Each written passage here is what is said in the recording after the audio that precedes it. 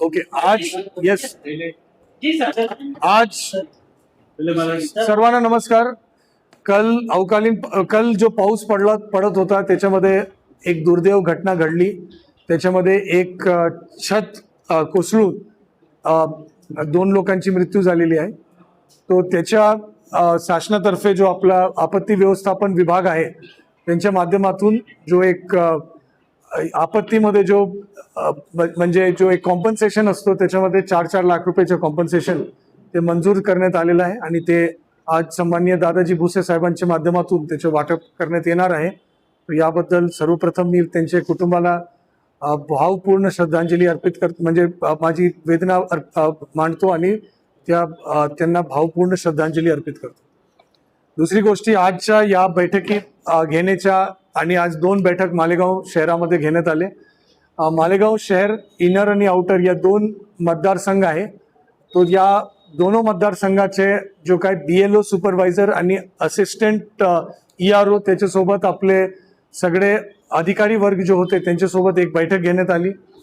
त्या बैठकीमध्ये SIR चे प्रक्रियेमध्ये काय करायचे आहे त्याच्या संदर्भात चर्चा करण्यात आली. त्याची भारत निवडणूक आयोगाने सांगण्यात आलेले प्रक्रियाबद्दल या ठिकाणी सगळ्यांना समजून सांगण्यात आला. लोकांच्या मनात जो शंका होते काय डाऊट्स होते ते सोडवण्यात आला. भारत निवडणूक आयोगाने काय खबरदारी बरतावा त्याच्यासाठी काय काय गोष्टी करायच्या आहेत त्या गोष्टी सांगण्यात आलेली आहे. आणि या सगळ्या गोष्टीमध्ये अचूकपणे आणि नियमानुसार आपली SIR ची प्रक्रिया या ठिकाणी पार पडणार आहे त्याची खबरदारी कसं घेता येईल त्याबद्दल सांगण्यात आली. त्याच्यानंतर राजकीय पक्षाची एक बैठक घेण्यात आली. त्याच्यामध्ये सर्व राजकीय पक्ष मालेगावचे म्हणजे मालेगाव आउटरचे सगळे राजकीय पक्ष या ठिकाणी उपस्थित होते. त्यांचे जो प्रतिनिधी आहे त्यांचे जो वरिष्ठ पदाधिकारी आहे त्यांच्याशी चर्चा करण्यात आली. त्यांच्या मनात जो डाऊट्स होते त्यांच्या मनात जो शंका होते त्यांच्या मनात जो विचार होते की कसा आपण अचूकपणे या ठिकाणी आपण सहकार्य करू शकतो त्याच्याबद्दल या ठिकाणी सूचना देण्यात आली. सगळे राजकीय पक्षाला मी माझ्या वतीने सूचना देण्यात आलेली आहे आणि याची सूचना आधी पण अपर जिल्हाधिकारी महोदय आपले प्रांत महोदय आपले तहसीलदार महोदयांनी पण आधी दिलेली आहे की कुठल्याही राजकीय पक्षांनी म्हणजे या प्रक्रियेमध्ये सहभागी नोंदवावा. त्याच्यासोबत BLA बूथ लेवल एजंटची नियुक्ती करण्यात यावा. आज पण भरपूर राजकीय पक्षांनी ही माहिती आपण माझे निवडणूक शाखेकडून घेऊ शकते. परंतु भरपूर राजकीय पक्षांनी आतापर्यंत BLA ची नियुक्ती केलेली नाही आहे. मी परत त्याला सूचना देतो की ताबडतोब BLA ची नियुक्ती करण्यात यावा जेणेकरून एक पारदर्शक रीती या पूर्ण अचूकपणे अफवामुक्त कुठले तक्रारमुक्त पद्धतीमध्ये या पूर्ण प्रक्रिया पार पडणार आहे.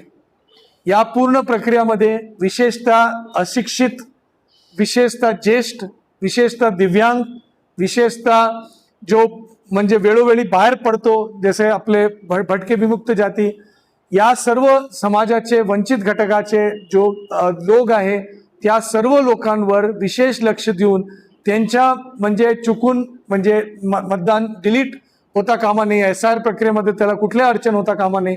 सर्वांना विशेष पद्धतीमध्ये काम करावा नियमानुसार काम करावा याच्याबद्दल सूचना सन्माननीय मुख्य निवडणूक अधिकारी महाराष्ट्र राज्य श्री S चोकलिंगम साहेबांनी सर्वांना दिलेली आहे. आणि हा सूचना भारत निवडणूक आयोगाची स्पष्ट सूचना नियमानुसार आणि कुठल्याही अडचणी न येता एक अत्यंत आनंदी आणि क्लीन म्हणजे जो असतो ना की स्पष्टपणे काम जो आहे वेळबद्ध कार्यक्रम करण्याच्या संदर्भामध्ये या ठिकाणी सूचना जो भारत निवडणूक आयोगाने आपल्या सर्वांना दिलेली आहे. हा सूचना मी या ठिकाणी परत सर्वांना अधिकारी असेल राजकीय पक्षाचे पदाधिकारी असेल सर्वांना मी या सूचना या ठिकाणी दिलेल्या आहे. हे निवडणूकच्या संदर्भात विषय आहे. पाऊस सुरू झालेला आहे परंतु यावेळी पुढच्या 2 दिवसामध्ये नाशिकच्या घाटामध्ये मोठ्या प्रमाणात पाऊस पडण्याची शक्यता वर्तवण्यात आलेली आहे. फ्लड प्रोन ज्या ठिकाणी फ्लॅश फ्लड्स आहे त्या प्रोन एरियाज जो आहे त्या ठिकाणी सर्वांना आपण सूचना दिलेली आहे की त्यांनी त्यांच्या जनावरांसहित सुरक्षित ठिकाणी स्थलांतरित व्हावा. याच्यासाठी प्रत्येक गावामध्ये पोलीस विभाग असेल महसूल विभाग असेल ग्रामपंचायतचे विभाग असेल त्याच्यासोबत शहरी विभागामध्ये महानगरपालिका नगरपालिकेचे विभाग असेल सर्वांना पूर्वकल्पना देण्यात आलेली आहे. या मोठ्या प्रमाणात पाऊस पडत असले तरी आतापर्यंत काय भागामध्ये दुष्काळाची परिस्थिती अजून गेलेली नाही आहे. पाणीच्या रोटेशन आणि कमी पाणी वापरण्याच्या संदर्भात जो सूचना आहे त्या सर्व सूचनाच्या काटेकोरप्रमाणे सर्वांनी पालन करावा. लागवडीच्या आधी स्थानिक हवामानचा अंदाज घेऊनच महाविस्तार ॲप जो AI बेस्ड ॲप शेतकऱ्यांसाठी आहे, महाविस्तार ॲपच्या माध्यमातून प्रत्येक शेतकऱ्यांनी याचा म्हणजे लाभ घ्यावा, त्याचं मार्गदर्शन घ्यावा. जो तज्ञ व्यक्ती आहे शेती क्षेत्रामध्ये त्याचा लाभ घ्यावा. नाशिक जिल्ह्याचा अगर आपण विचार केला तर 3 ॲग्रो क्लायमॅटिक झोन्स आहे. तो प्रत्येक ॲग्रो क्लायमॅटिक झोनसाठी वेगळी वेगळी सूचना आहे, त्या गोष्टीबद्दल लाभ घ्यावा. जो भाताचे शेत आहे, तांदूळचे क्षेत्र आहे, त्या ठिकाणी डिले ट्रान्सप्लांटेशन होऊ नये त्याची विशेष दक्षता घ्यावा. कमी पाणी लागणारे पीक, शॉर्ट ड्युरेशन पीक घेण्यासाठी सगळ्यांनी विचार करावा. आंतर पीक घेण्याच्या संदर्भात विचार करावा. डी-वीडिंगच्या संदर्भात आपण विचार करावा. मी आपल्याला आकडेनिहाय सांगतो की आपल्याकडे खत आणि बियाणाचा पुरेसा साठा उपलब्ध आहे. आतापर्यंत कुठलेही बियाणा या खताची तुटवड्याची तक्रार आतापर्यंत जिल्हा प्रशासन या तालुका प्रशासनकडे कुठल्याही तालुक्यामध्ये नेहमी सगळे तालुक्याला जवळपास आतापर्यंत भेट दिलेली आहे. एक नांदगाव तालुका फक्त आता शिल्लक आहे, ते मी पुढच्या 2 दिवसात भेट देणार आहे.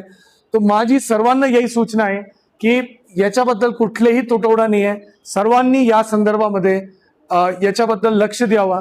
आणि माझी सर्वांना विनंती आहे की कुठल्याही अफवावर आपण विश्वास न ठेवता व्यवस्थितपणे बियाणं आणि खतचा वापर करून या ठिकाणी म्हणजे प्रयत्न करा की व्यवस्थितपणे आपण शेतीमध्ये लागवड करणार आहे. शेवटचा विषय आहे लसीकरणचा विषय. पल्स पोलिओ कॅम्पेन चालू आहे. मी सर्व नागरिकांच्या, नाशिक जिल्ह्याच्या सर्व नागरिकांच्या सर्वप्रथम विशेष आभार मानेल की आपण यावेळी खूप चांगलं सहकार्य केलेलं आहे. कोविडच्या लसीकरण नंतरच्या वेळेमध्ये सर्वांचं सहकार्य अत्यंत चांगल्या पद्धतीमध्ये आहे. जगाभरात 193 देश आहे, त्याच्यामध्ये पल्स पोलिओ म्हणजे पोलिओच्या जो हे आहे ते जवळपास 190 देशापासून आपण बाहेर काढलेलं आहे, इन्क्लुडिंग इंडिया. इंडियामध्ये 15 वर्ष झाले ते पोलिओ आपण मुक्त करून ठेवलेलं आहे. या गोष्टी असताना आपल्याकडे जवळपास 99% लोक पोलिओच्या लस घेण्या स्वीकारत आहे. पल्स पोलिओ 1988 पासून 98 पासून ते सुरू झालेलं आहे. जो व्यक्तींनी पहिल्यांदा पोलिओ घेतला असेल त्यांचे मुलं आज शाळेत आहेत, त्यांनी पण पोलिओच्या लस घेऊन ते पण पोलिओच्या 5 वर्षपर्यंतच्या वयापासून ते बाहेर पडलेले. तर कुठल्याही प्रकारच्या अफवाचा आपण विश्वास करू नका. कुठल्याही प्रकारची म्हणजे चुकीची भूमिका घेऊ नका. मी जागतिक स्तरावर सांगतोय, पूर्ण जगामध्ये सगळे प्रकारचे विचाराच्या लोकांनी पोलिओच्या पल्स पोलिओच्या म्हणजे लस घेतलेला आहे. जो म्हणजे जो आज ऑलमोस्ट 99.5% आहे, एखाद घर अजूनही घेत नसेल, अजूनही नकार देत असेल, त्यांनी आपल्या आशा कार्यकर्त्यांच्या, आपल्या ANMच्या त्यांना सहकार्य करावा आणि हा लस घ्यावा. ज्यांना कुठल्याही प्रकारचा म्हणजे वेगळा विचार कृपा करून करू नये. परंतु मला एक गोष्टीचा मला खूप आनंद आहे, आधीच्या तुलनेने जब मागच्या हेल्थ अँड फॅमिली वेलफेअर सर्वे झाला होता 2019 मध्ये आणि त्याची तुलनेने 2025-26च्या सर्वेमध्ये नाशिक जिल्ह्याचे प्रत्येक ठिकाणी, प्रत्येक तालुक्यामध्ये, प्रत्येक भागामध्ये, प्रत्येक गल्लीमध्ये, प्रत्येक मोहल्ल्यामध्ये, प्रत्येक गावामध्ये पल्स पोलिओच्या जो या इतर जो मिशन इंद्रधनुष अंतर्गत जो वॅक्सिनेशन आहे, लसीकरण आहे, त्याच्यामध्ये मोठ्या प्रमाणात वाढ झालेली आहे. तर याबद्दल प्रत्येकाने याची नोंद घ्यावा, असंच सहकार्य कायम ठेवावा आणि ज्या लोकांनी आतापर्यंत घेतलेला नसेल त्यांनी पण सहकार्य करावं. बस. ग्राहक संरक्षण परिषद